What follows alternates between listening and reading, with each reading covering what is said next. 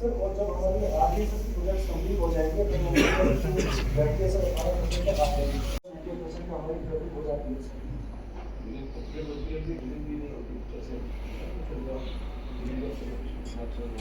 Government of India में इस नए दायित्व के होने के बाद मेरा ये लेह का पहला विज़िट है और इस विज़िट में दोनों डिपार्टमेंट जो मेरे पास हैं, पावर डिपार्टमेंट और ministry of housing and urban development, इन दोनों डिपार्टमेंट्स का आज रिव्यू किया गया है। यूटी जो हमारा लद्दाख है, जिसमें लेह और कारगिल दोनों ये बड़े शहर आते हैं और पूरा ये जो यूनियन टेरिटरी का हिस्सा है। जहाँ तक अर्बन एरियाज़ की बात है, उसमें कुछ जो हमारी स्कीम्स चल रही हैं उसका रिव्यू हुआ है। विशेष तौर पर अमृत 2 ये जो शुरू किया गया है, लेह और कारगिल के वाटर सप्लाई और एसटीपी के जो प्रोजेक्ट्स हैं उनको जल्दी से फाइनल कर उनको स्टार्ट किया जाए, क्योंकि जितना जल्दी शुरू होंगे उतना शहर के लोगों को इसका लाभ मिलेगा। कारगिल का वेस्ट प्रोसेसिंग प्लांट उसको भी जल्द कंप्लीट कर चालू करें और लद्दाख में 100% जो वेस्ट उसकी प्रोसेसिंग इसके करने की प्लानिंग जो है वो आज बताई गई है। जो लेगेसी वेस्ट है उसका भी रीमेडिएशन जल्दी से जल्दी हो, इसके बारे में भी योजना सब बनाई गई है। सफाई मित्र जो होते हैं यहाँ, उनकी सुरक्षा के लिए, उनके स्वास्थ्य के लिए इसमें भी रेगुलर उस पर काम किया जाए और उसकी रैंकिंग को हर वर्ष और उसका मूल्यांकन करें, ताकि ऐसे सफाई मित्र जो हमारे कर्मचारी, सफाई कर्मचारी हैं, उनके लिए सुविधाएं और उनके स्वास्थ्य की ये भी चिंता सब की जाए। ऐसे ही प्रधानमंत्री आवास योजना जो इस यूनियन टेरिटरी में खास करके दोनों शहरों में जो भी होमलेस हैं, इनका एक सर्वे भी कराया जाए और उसमें थर्ड पार्टी का भी उपयोग करके, डिपार्टमेंट का कहना तो ये है कि अब कोई भी होमलेस यहाँ नहीं है, लेकिन फिर भी थर्ड पार्टी सर्वे से उसको ऑथेंटिसिटी उसकी होगी कि इस प्रकार का होमलेस कोई नहीं है, सभी के अपने घर ये बने हुए हैं, ताकि उसी हिसाब से आगे का जो टारगेट है यहाँ का प्रधानमंत्री आवास योजना के अंतर्गत वो तय किया जाए। जहाँ स्ट्रीट वेंडर्स यहाँ पर हैं उनके लिए भी योजना होती है। 3 चरणों में पहले 10,000 की किस्त होती है, वापस करने पर 20,000 की किस्त होती है और तीसरी किस्त 50,000 रुपये की दी जाती है। यहाँ भी हमारे स्ट्रीट वेंडर्स जितने हैं उनको सबको इसका लाभ पहले दिया जा चुका है। किसी को पहला लोन दिया है, किसी का दूसरा दिया, किसी को तीसरा दिया है। जो टारगेट्स हैं वो सब पूरे किए गए हैं और इसी प्रकार जो पीएम स्वनिधि, यानी ये जो पैसा इनको दिया जाता है, इस पीएम स्वनिधि के अंतर्गत और भी अगर कुछ लोग बचे होंगे स्ट्रीट वेंडर्स, उनको भी इस योजना का लाभ जल्दी दिलाया जाए। ऐसे ही पावर सिनेरियो जो है लद्दाख का, इसमें भी बड़ा काम यहाँ चल रहा है, क्योंकि हमको मालूम है कि एरिया भले ही आबादी में कम है, लेकिन area wise it is vast one. तो यहाँ सोलर पावर की बहुत बड़ी क्षमता है।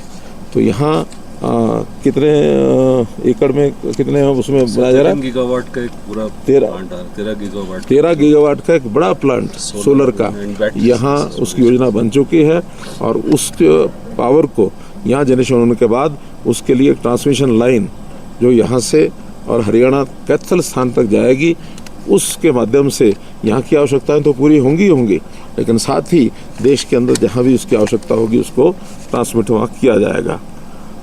यहाँ पर कैपेसिटी जो है 107 मेगावाट की हमारे जो हाइड्रो प्लांट्स हैं उसकी है, लेकिन सर्दियों में पानी के कमी के कारण से वो कम होकर के लगभग 60 मेगावाट हो जाती है और यहाँ सर्दियों में ही पावर की डिमांड ज़्यादा होती है, तो उस समय पीक डिमांड 80 मेगावाट की हो जाती है। तो जो कमी रह जाती है 20-21 मेगावाट की, उसको हम गवर्नमेंट ऑफ इंडिया का जो हमारा पावर का कोटा है उसमें हम पूरा करते हैं। इसलिए यहाँ किसी भी समय पावर सप्लाई में कोई कमी नहीं आने दी जाएगी, इसका अरेंजमेंट भी हमने सब किया है। इसी प्रकार यहाँ लद्दाख में पावर डिपार्टमेंट का जो मैन पावर का भी कई बार यहाँ कमी होती है, वो क्राइसिस है। उस मैन पावर को पूरा करने के लिए, क्योंकि अभी तक यहाँ का डिपार्टमेंट जम्मू कश्मीर स्टेट के साथ जुड़ करके चलता था, अब क्योंकि जम्मू कश्मीर जो स्टेट है वो अलग हो गई है और हमारा ये जो यूटी है लद्दाख, इसके लिए मैन पावर का जो यहाँ अब लोग आए हैं उसमें कुछ कमी है, उसको भी और जल्दी पूरा किया जाएगा। जो लद्दाख पावर कॉरपोरेशन लिमिटेड है उसका भी प्लान पूरा बना दिया गया है। हमारा जो RDSS स्कीम है, रिवैम्प्ड डिस्ट्रीब्यूशन सेक्टर स्कीम, इसके अंदर जो एस्टीमेट तैयार किए गए हैं जो प्रोजेक्ट्स के, उसको 1080 करोड़ रुपए का, और ये जो यहाँ की डिमांड है इस कॉस्ट को अवार्ड करने के लिए भी जो प्रेजेंट किया है यहाँ के लोगों ने, उसको जल्दी मंजूर कर दिया जाएगा। इसी प्रकार जो prime minister Deendayal package PMDP, इस स्कीम में जो प्रोजेक्ट हैं ऑनगोइंग, उनको भी 33/11 kV सब स्टेशन और डिस्ट्रीब्यूशन नेटवर्क, इसका भी दिसंबर तक जो है पूरा काम कर दिया जाएगा। इसमें भी पूरी योजना बना दी गई है। और 2 ट्रांसमिशन लाइंस हैं, 2 सब स्टेशंस हैं 220 kV के जो अभी चल रहे हैं, और ये नुब्रा वैली और जंस्कार वैली, इन दोनों साइड में ये दोनों सप्लाई की लाइन वहाँ तक जाएगी। ये बड़े काम हैं। वहाँ की भी कई कठिनाइयाँ आ रही हैं, जैसे वहाँ पर ज़मीन की भी कठिनाई है, कुछ लाइंस को उसको वहाँ तक बनाने के लिए, जोड़ने के लिए डिले होता है। उस डिले में कॉस्ट एक्सेलेरेशन भी हो जाता है, तो उसको रिव्यू करके और जितनी भी कॉस्ट एक्सेलेरेशन हुई है इस प्रोसेस को और तेज़ किया जाएगा, और उसमें भी जो यहाँ की डिमांड है उसको पूरा करके दोनों ही साइड में 220 kV की जो लाइनें हैं इसको पूरा किया जाए। इन दोनों केवीज़ का जो 220 kV की दोनों ट्रांसमिशन लाइन है, इसको पहला पर्पज़ तो यही है कि वहाँ के लोगों को इलेक्ट्रिसिटी उसकी सप्लाई की जाए, लेकिन वहाँ उतनी इलेक्ट्रिसिटी की ज़रूरत नहीं है जितनी बड़ी ये लाइनें बनाई जा रही हैं। इसका अगला